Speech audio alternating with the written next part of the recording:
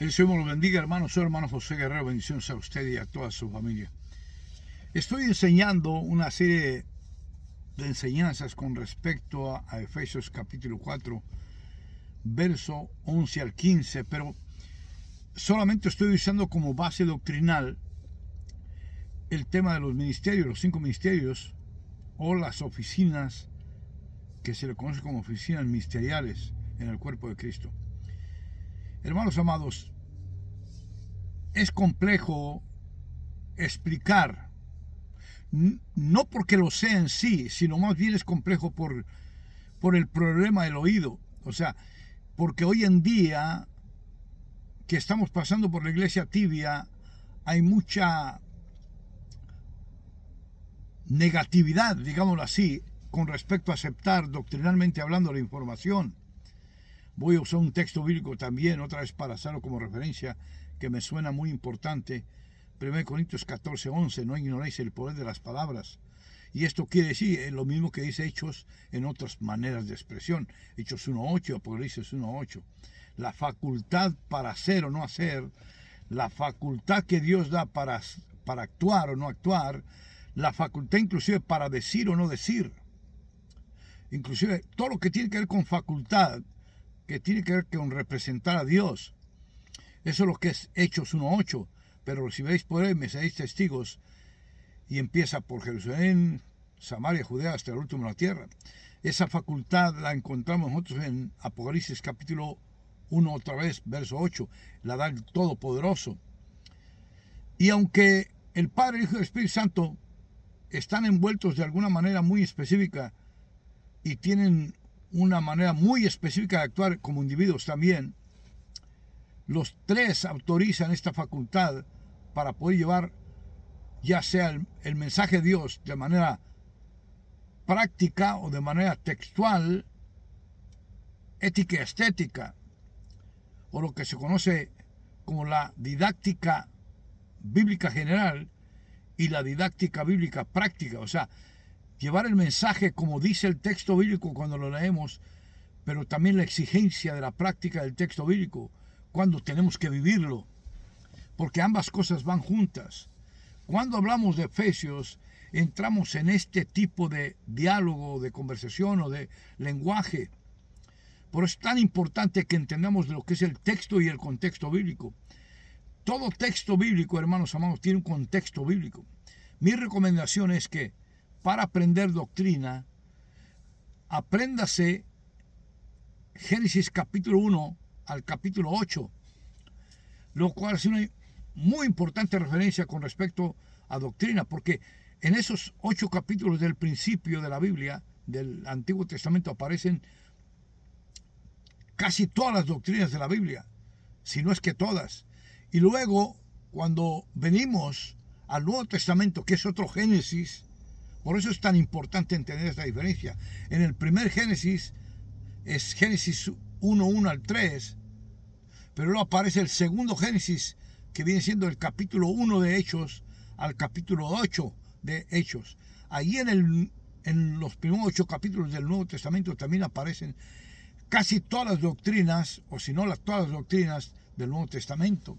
Sumamente importante, porque en el principio, cuando Dios crea a los hombres, y estos hombres caen de la gracia, todo pasa a ser estresante, todo pasa a cambiar físicamente, emocionalmente, espiritualmente, emocionalmente, físicamente, económicamente. Y cuando aparece el Nuevo Testamento, es un nuevo Génesis, como lo dice Juan capítulo 1, verso 1 al 3, porque él hace la referencia, hasta el verso 4 hace la referencia de Génesis 1, 1 al 3. Es el nuevo nacimiento de Juan capítulo 3. Juan es muy interesante para leerlo. Bueno, en ese capítulo, en Hechos 1 al 8, aparece lo mismo. Todas las doctrinas, pues casi todas, voy a decirlo así, porque yo creo que todas, pero voy a decirlo así, casi todas las doctrinas del Nuevo Testamento. En el Antiguo Testamento es el primer Génesis y en el Hechos es el segundo Génesis. En ambos Génesis, hermanos amados, aparecen los fundamentos bíblicos en el Antiguo Testamento, los primeros 8 capítulos, o las doctrinas básicas del Antiguo Testamento, pero también en el Nuevo Testamento, los primeros 8 capítulos, aparecen las doctrinas básicas del Nuevo Testamento. ¿Qué quiero decir con esto? Que cuando juntamos estos dos capítulos, estas dos referencias de Génesis capítulo 1 al capítulo 8 y Hechos 1 al capítulo 8, encontramos esa amalgama de información doctrinal donde juntamente con los dos unidos encontramos todas las doctrinas de toda la Biblia. En los primeros 8 capítulos del Antiguo Testamento y en los primeros 8 capítulos del Nuevo Testamento, que sería Hechos 1 al 8 y Génesis 1 al 8. Ahora, ¿por qué hago esta afirmación primero antes de hablar de los 5 ministerios? Mire, hay un dicho que se lo inventaron algunos apologetas, pero tiene sentido lógico en la lógica de la teología, y se le llama la mano poderosa de Dios a los 5 ministerios de Efesios capítulo 4 verso 11 al 15, la mano poderosa de Dios. La mano cualquiera, ya sea esta o ya sea esta, la mano poderosa de Dios. ¿Y por qué se llama la mano poderosa de Dios? Porque tiene 5 dedos. Y usando de figuras, escatología, un poco de escatología y un poco de lingüística escatológica, cuando entendemos que la mano es simbólica en la referencia a Efesios 6, es que es funcional. Por eso hablé de Hechos 1.8 y Apocalipsis 1.8, porque en Hechos 1.8 aparece la palabra poder. Pero la palabra poder en Hechos 1.8 se refiere a facultad, es la facultad para hacer o no hacer. Y todas las facultades de hacerse o no hacerse, lingüísticamente hablando, la facultad de hablar y la facultad de no hablar, la facultad de oír y la facultad de no oír, la facultad de ver y la facultad de no ver. Y así, etimológicamente, de raíz a origen, las facultades que existen para la conducta humana, en sociológicamente hablando y también espiritualmente hablando. O sea, lo que es el contexto y el texto juntos. Ahora, ¿por qué menciono? Vuelvo a decir, porque cuando encontramos nosotros la Biblia, hermanos amados, y hablamos de doctrina, esa es la estructura física que habla de doctrina. O sea, la doctrina es la estructura que Dios establece para que de ahí podamos creer o no creer. Si un cristiano no tiene estructura o cimientos o leyes, estatutos, doctrinas, su pensamiento no es real, sino que es ficticio. Puede ser ideológico, puede ser filosófico, etcétera, pero no es real, porque es una mezcla de lo que se llama ideología y la realidad factible de la realidad factible, o lo que es real. Ahí aparece la palabra mitología. La mitología tiene ese problema, que aunque es un estilo literario, tiene muchos problemas la mitología, porque tiene, aunque es un estilo literario, voy a decir, lo puede usted leer, pero tiene que saber que está leyendo mitología, porque si no hace la diferencia, va a encontrar todas estas ideas de los griegos que lo van a llevar fuera del contexto de la realidad. Va a empezar a ver dragones, unicornios, hombres mitad caballo y mitad hombre, etcétera, etcétera, etcétera. Entonces, mitológicamente hablando, va a construir lo que llamamos fe en una idea mitológica, lo cual es totalmente desconceptuada o sacada de contexto o concepto. Por eso es tan importante. Jesús lo dice así, hablando escatológicamente, porque las figuras son escatológicas y el lenguaje también. Jesús usa un estilo literario para hablar de manera a manera de parábola. Era un experto en parábolas el Señor para hablar, y nos habla como niños, y dice que una casa fundada sobre la roca permanece, y va desarrollando el tema de manera muy pintoresca o muy poética y dice, la arena viene, las tempestades vienen, y usa figuras escatológicas para explicarnos, como niños, bebés, explicarnos el mensaje que él quiere dar. En otras palabras, ya un verdadero cristiano debe entender, o un empírico, un cristiano empírico, un ministro de los 5 ministerios, debe entender que está hablando parafraseadamente, o está hablando usando un estilo literario, una parábola, si usted quiere, para ilustrar doctrina. Jesús lo que está haciendo es mostrarnos doctrina y la importancia de la doctrina. Si no hay doctrina o fundamentos doctrinales en un creyente, su idea de Dios es mitológica. O sea, no tiene factibilidad a la hora de aterrizarlo. Por lo tanto, va a tener una idea equivocada. Por eso yo sé, 1 Corintios 14:11, no ignoréis el poder de las palabras, porque las palabras tienen información. Y si no se saben escuchar las palabras, se sacan de contexto, saca el texto de contexto y se hace una eisegesis del texto. No es difícil entenderlo, simplemente requiere de decisión, de carácter, de querer aprender y pagar el precio por aprender.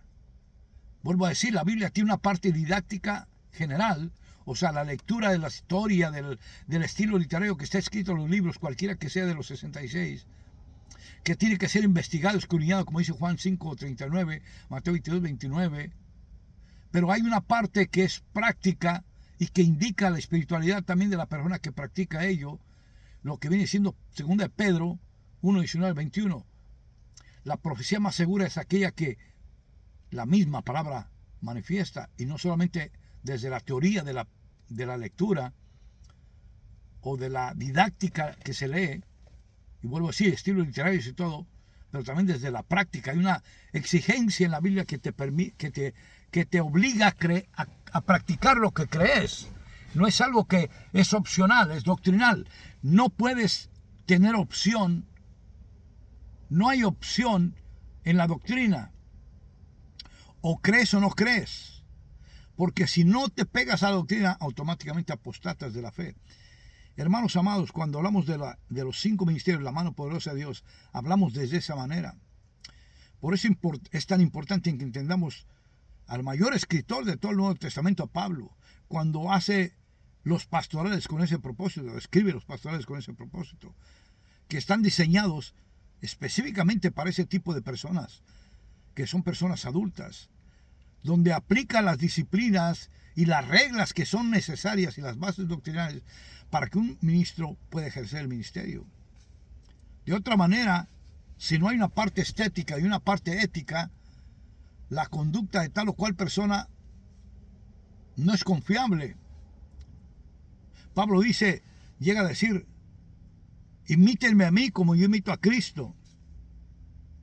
Bueno, eso es mucho decir. Pero Pablo estaba seguro por una razón, porque Pablo estaba pagando un precio bastante costoso en todos los sentidos de la palabra, de la existencia humana como persona, espiritual, emocional, físico y económicamente. Estaba pagando un precio muy alto para poder decir que estaba de vacilón en la iglesia o en el cuerpo de Cristo. No, Pablo entendió que él no era digno de ser traído al cuerpo de Cristo. Por lo tanto, para él era un privilegio muy grande. Por lo tanto, Pablo tomó la decisión de obedecer a Dios, tomó la decisión consciente de decidir, de buscar a Dios. Y esto es muy importante. Los 5 ministerios son ministerios conscientes. Es una propuesta de Dios para usted, si lo llama Dios al ministerio, de obedecer hasta la muerte, del sacrificio absoluto, si usted quiere. O sea, usted, una vez que entra a los 5 ministerios, no hay vuelta atrás. Si usted deja el arado, como dice Jesús, usted apostata automáticamente de la fe. Porque usted va a ser uno que enseña. Por lo tanto, los 5 ministerios de Dios es la mano poderosa de Dios. La mano que agarra. Por lo tanto, son doctrinales. Entonces, cuando alguien quita alguno de los 5 ministerios, automáticamente pasa a ser un apóstata de la fe. Porque lo que hace es querer destruir a Dios. No puede, pero quiere destruir a Dios.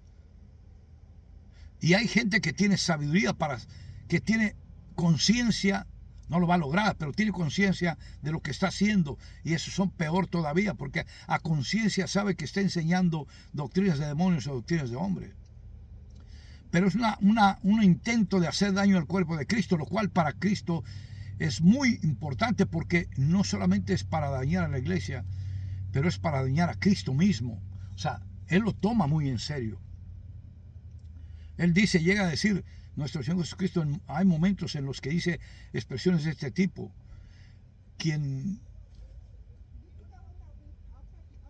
la persona que me niega delante de los hombres, yo también lo voy a negar delante de los hombres, o delante de mi Padre, perdón.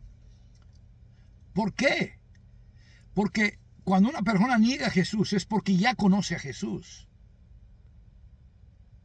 Doctrinalmente hablando me refiero, el que lo hace por ignorancia no sabe.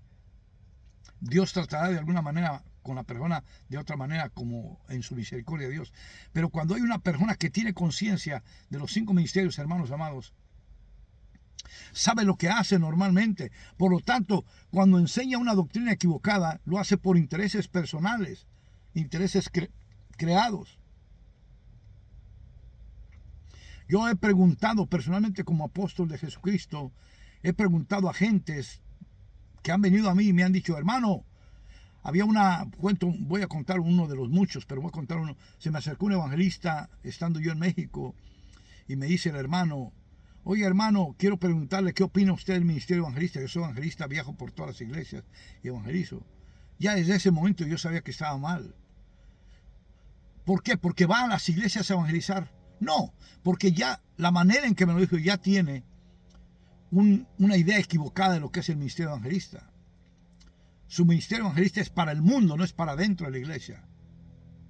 Aunque vaya a una iglesia local y el pastor lo invite, su trabajo debe ser hacia afuera. Inmediatamente tiene que decirle al pastor: pastor, yo soy evangelista, hagamos una campaña, y si el pastor lo quiere bendecir económicamente, que perfecto, no hay problema. Pero si lo hace para la iglesia, inmediatamente causa daño. ¿Por qué?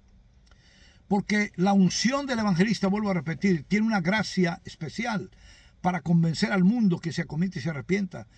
Y cuando lo ejerce delante del templo, delante de los hermanos pasan a ser confundidos, porque al invitarlos al evangelista al altar, y son los mismos hermanos que se convierten 20,000 veces cada vez que viene un evangelista, lo que crea es una confusión.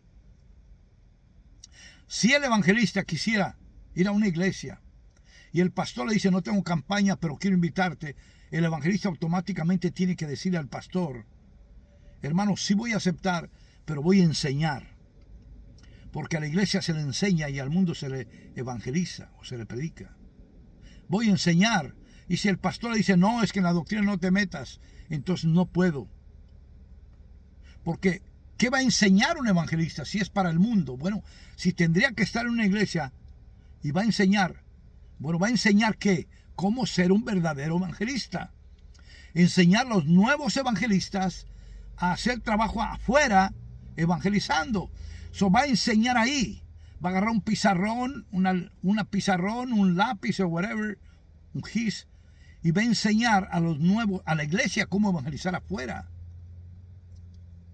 Ahí se convierte, masteriza su conocimiento como evangelista y enseña a la iglesia ahí.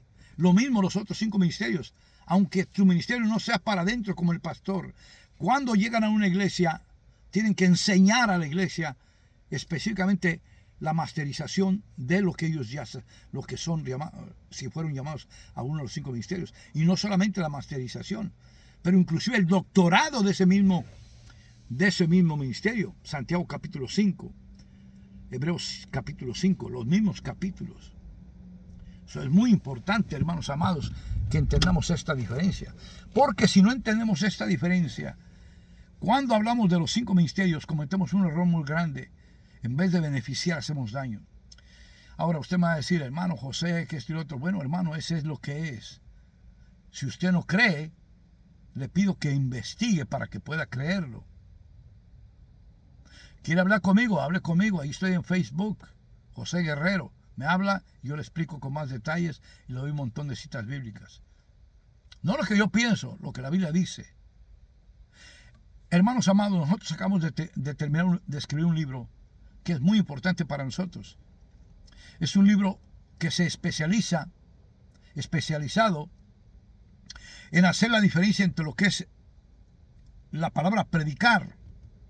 La palabra predicar se divide en dos partes, evangelismo y enseñanza. Al mundo se le evangeliza y a la iglesia se le enseña. Este libro está especializado en esta verdad. Hermanos amados, si usted lo necesita, llámeme, yo se lo mando al país que esté. Dios me lo bendiga. Hasta la próxima. Soy hermano José Guerrero. Bendiciones a usted y a toda su familia. Bye.